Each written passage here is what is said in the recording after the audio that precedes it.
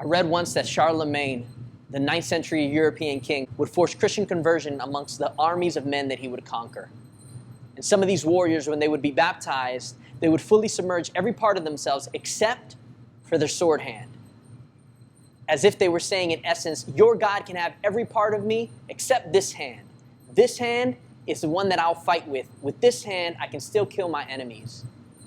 And perhaps there's no better analogy for my relationship with God and money. God, you can have every part of me, but you got to stay out of my pockets. My sword is my wallet, and those stains of red that you see are not blood. It's called being in the negative. So God, if you're going to want a slice, I'm going to need some more money. They say money makes the world go round. So it makes sense why my world feels like it's no longer in orbit. You ever feel like your life is just stuck on pause? Hoping that Adam Sandler would pick up the remote, click play, and fast forward from this sick joke? I mean, I'm not poor. I'm just what you call broke. And I know some of you feel me.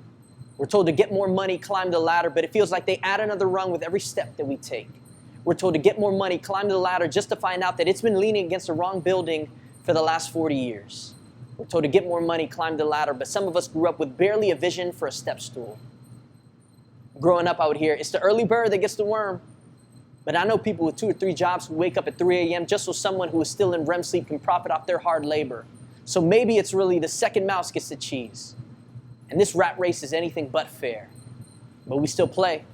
We still grind away for more. I mean, if life is a real-life Monopoly board, then I'm just throwing dice, hoping to avoid paying more bills while simultaneously driving past that street full of homes that I cannot afford. Like, God, I don't need Boardwalk and Park Place, but I'll settle for Baltic Avenue. Because meanwhile, it seems like I'm just blowing twice in my hand, throwing dice, trying to land on chance, hoping to get a get out of student loan debt free card, or a 20% down and closing costs free card, or a I'm just trying to eat card. What is it about these green pieces of paper that make me think I will find peace? When that same energy is the reason why my boy back home robbed the store with this piece for a piece of the pie that is so elusive. I mean, when you're in the belly of a whale, it's hard to find green peace. And maybe this green never brings peace.